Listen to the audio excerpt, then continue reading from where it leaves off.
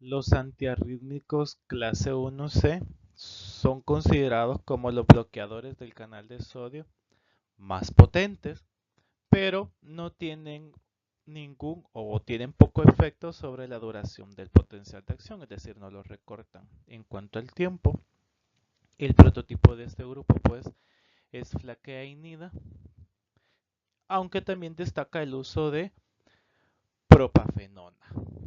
En cuanto a su mecanismo de acción, pues es similar al de las clases anteriores, B y C,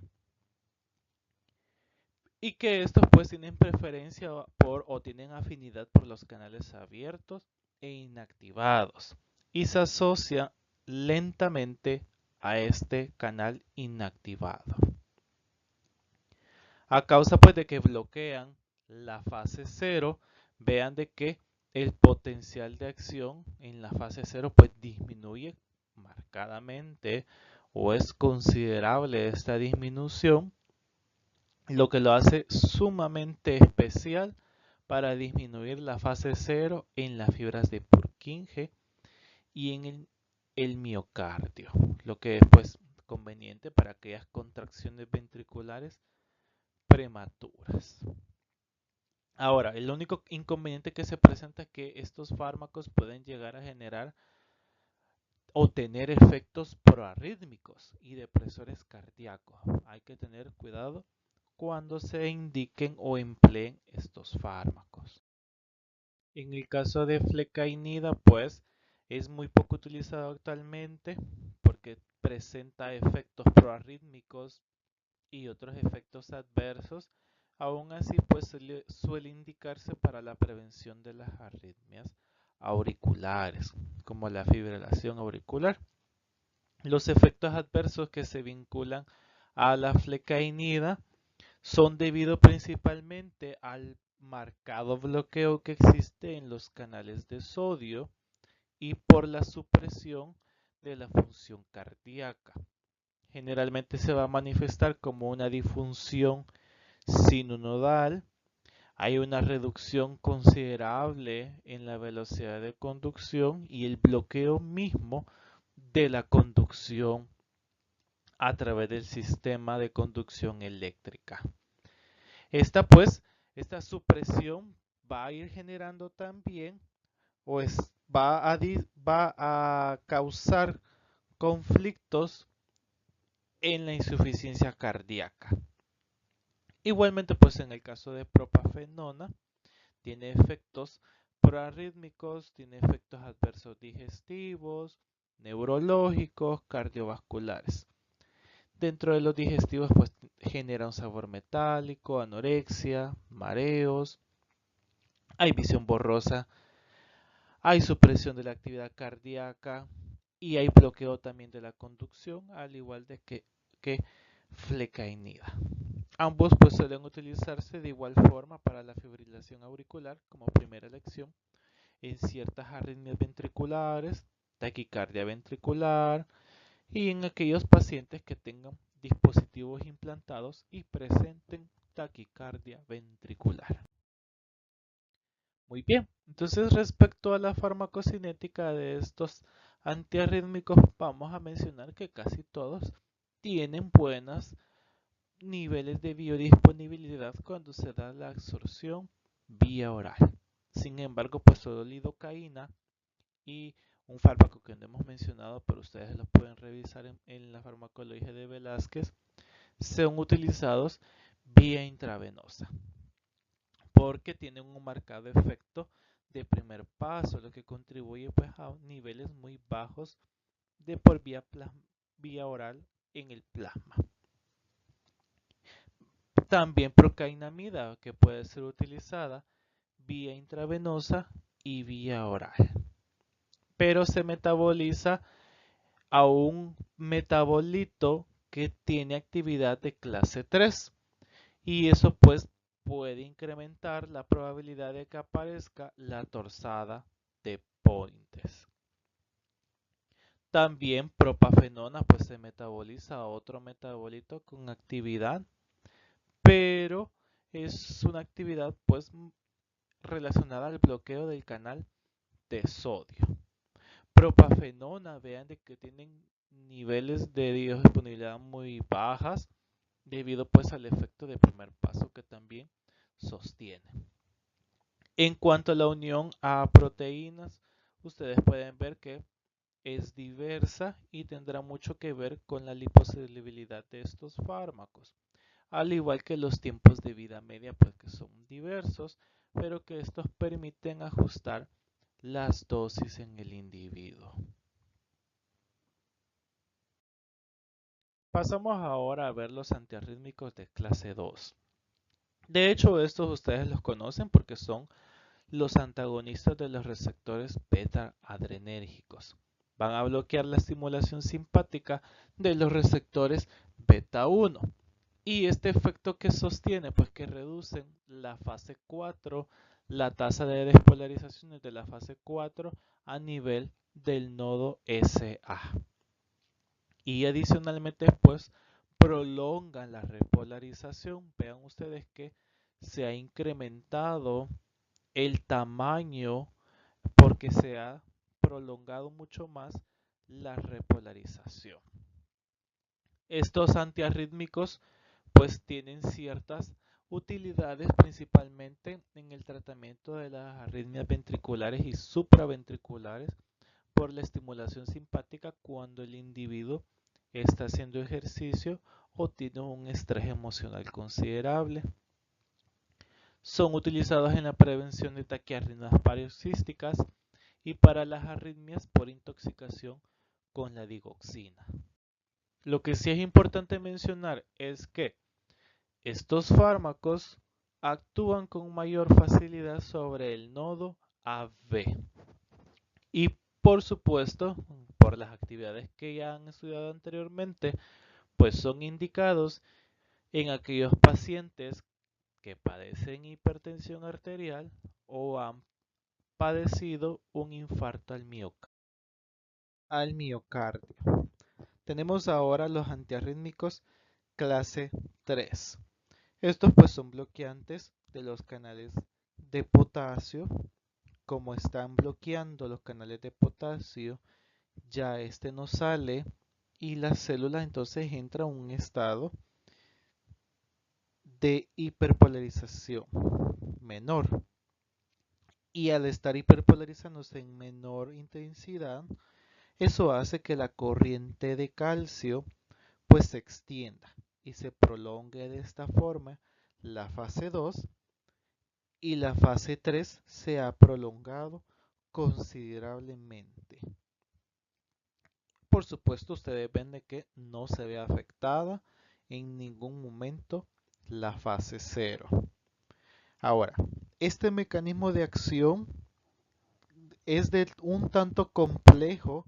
Se sabe a la fecha de que estos fármacos pues actúan sobre estos canales de potasio, pero también se cree de que estos pueden alterar la actividad de la membrana. Y eso pues causa este incremento en el periodo refractario efectivo, pero también son responsables de los efectos adversos, principalmente que este pues causa despolarizaciones tempranas y que finalmente pueden desencadenar en la torsade de Pointes. Aquí sí, es donde vamos a estar hablando del fármaco amiodarona. La amiodarona es uno de los fármacos más utilizados actualmente. Es un compuesto, vean, que tiene yodo, está yodado y tiene propiedades antiarrítmicas, vasodilatadoras y antianginosas. Puede actuar como fármaco de clase 1, 2 y 4. Debido a lo que les mencionaba, que tiene capacidad pues de alterar la membrana en donde se ubican estos canales y los receptores alfa y beta. Puede bloquear entonces los canales de sodio teniendo esa actividad 1, lo que reduce entonces la tasa de disparos de las células marcapasos. Amiodarona pues tiene afinidad por los estados inactivos. Como agente de clase 2 es capaz de bloquear competitivamente los receptores alfa y beta. Como 4, va a causar el bloqueo de los canales de calcio y puede llegar a generar un bloqueo del nodo AB y bradicardia. Existe también un análogo o un derivado sintético que se desarrolló similar a amiodarona, que es dronedarona, que carece pues de los yodos, que se deseaba que tuviera los efectos antiarrítmicos similares y limitar los efectos adversos. Y se utiliza para la fibrilación auricular. Sin embargo, el problema con dronedarona es que se ha asociado a mortalidad, principalmente en aquellos pacientes con insuficiencia cardíaca, y también se le ha asociado hepatotoxicidad a dronedarona, ¿sí? Amiodarona pues es indicada, es uno de los medicamentos que antes era de último recurso, pero hoy actualmente es de uso frecuente. Es utilizada en una gran variedad de patologías, vean, la taquicardia y fibrilación ventricular, la prevención de la fibrilación auricular paroxística, arritmias supraventriculares, entre otros. El problema que tiene quizás amiodarona es que tiene una farmacocinética inusual. No solo los efectos adversos, sino que también la farmacocinética inusual. ¿Por qué? No es un tratamiento de primera opción inmediata.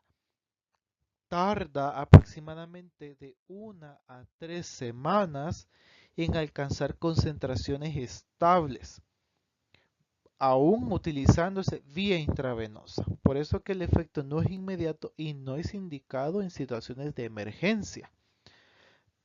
Hay que entonces comenzar a establecer un patrón de dosis que va a lograr alcanzar una concentración estable.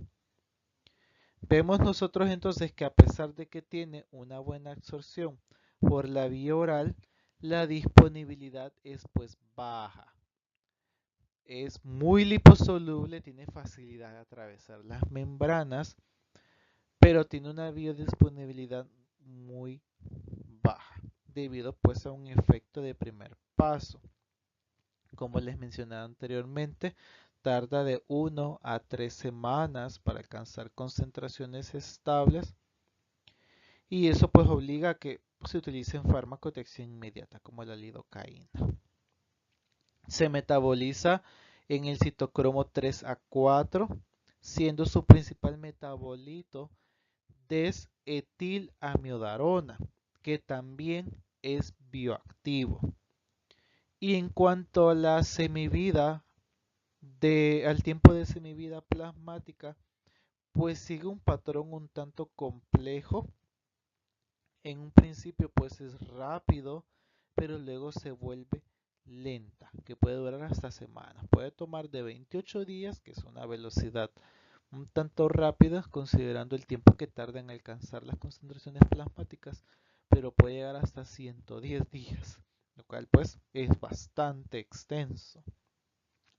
Y esto se puede deber principalmente a que tiene un volumen de distribución grande.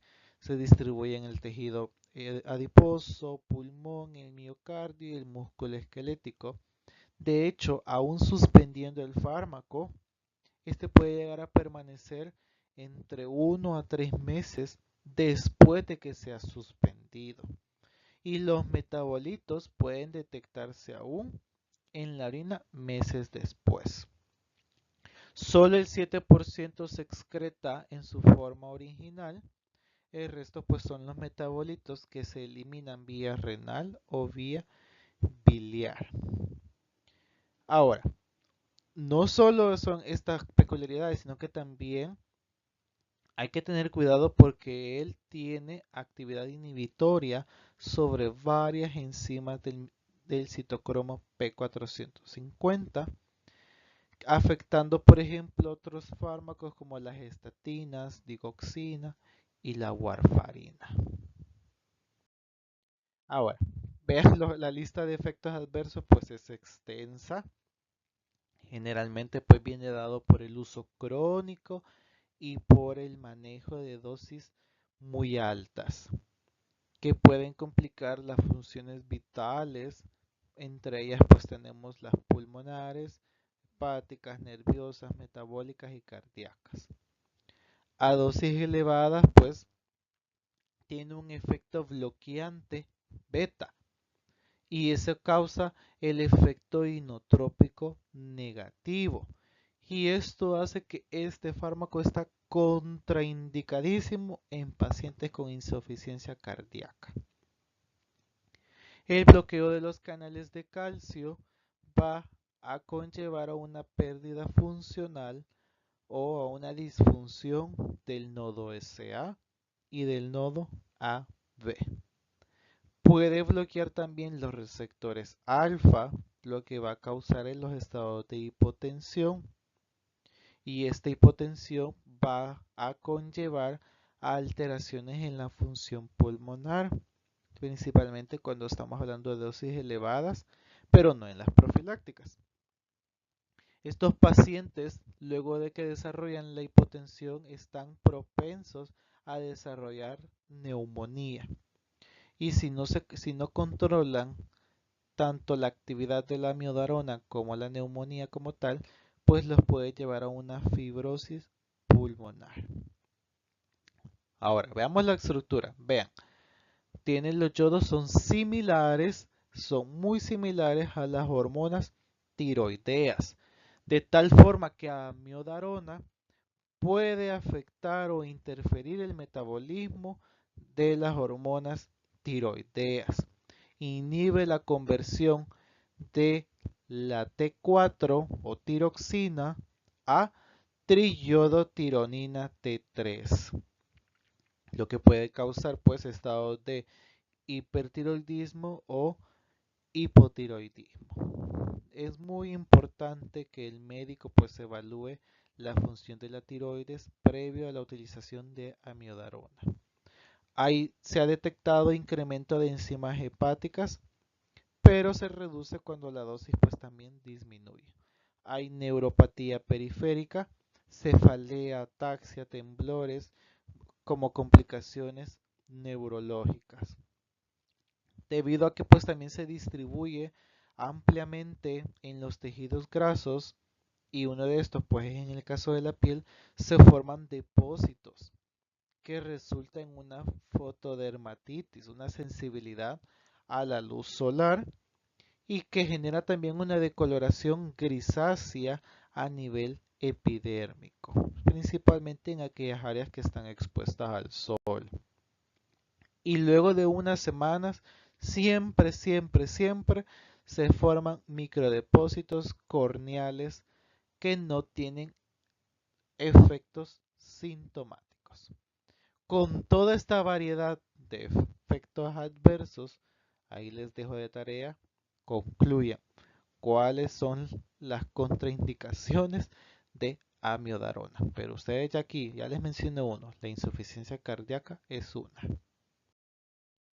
El otro grupo de fármacos que pertenecen a los antiarrítmicos clase 3, ahí tenemos por ejemplo la ibutilida, que puede afectar tanto la corriente de potasio y la de sodio. Es utilizado para la fibrilación y aleteo auricular, siendo pues su principal efecto adverso que prolonga el intervalo QT, que puede llevar a la torzada de Pointer. Dofetilida, que es un inhibidor exclusivo de la corriente de potasio, no afecta la de sodio. A diferencia de ibutilida y de amiodarona, tiene nulo efecto inotrópico negativo, por lo que puede ser indicado en pacientes que tienen pues insuficiencia cardíaca. Efectos adversos iguales de ibutilida, principalmente la prolongación del intervalo QT. Sotalol, que es mixto, tiene efectos de clase 2 y 3, utilizado en arritmias ventriculares y la prevención del aleteo, fibrilación auricular. Y generalmente sotalol es indicado en aquellos pacientes que ya no pueden tolerar los efectos adversos de amiodarona. Para ir terminando, tenemos los de clase 4. Estos ustedes también ya los han estudiado un poco más, los antagonistas de los canales de calcio. Destaca pues verapamilo y diltiazem. Son los más apropiados como antiarrítmicos, preferentemente porque estos tienen cierta selectividad por los tejidos cardíacos. Bloquean entonces los canales de calcio que están presentes en el nodo SA y el nodo AV. Actúa con mucha notoriedad sobre estas células nodales y muy poco sobre las de Purkinje, porque las de Purkinje en la fase 0 depende no tanto del calcio, sino que del sodio.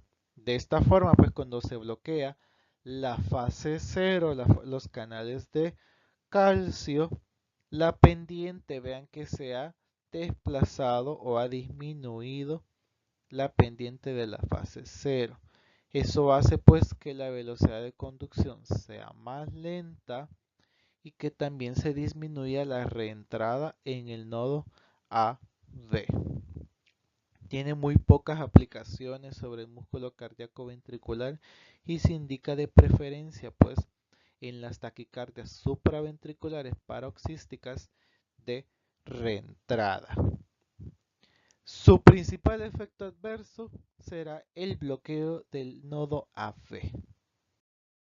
Y por último, tenemos otros fármacos que no entran en la categoría de antiarrítmicos de clase 1, 2, 3 o 4.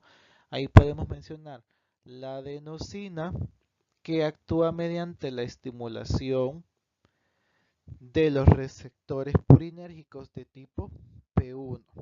Aquí cuando se activan estos receptores se abre el canal de potasio que está asociado a la acetilcolina. Eso hiperpolariza las células nodales del nodo SA, del nodo AB, siendo más sensible el nodo AB. Sin embargo, su vida plasmática, su semivida plasmática es muy corta, por lo que su uso ha quedado relegado a la urgencia hospitalaria. Principalmente ¿para qué? Para convertir, para pasar de un estado de taquicardia supraventricular paroxística de complejo estrecho a un ritmo sinusal normal. Es un efecto de cardioversión. Y ivabradina, que está en investigación como antiarrítmico actualmente. Muy bien, les agradezco por haberme escuchado. Les disculpas por la extensión de la clase, pero la primera parte es prácticamente una repetición de la fisiología. Espero les haya servido. Cuídense, feliz día.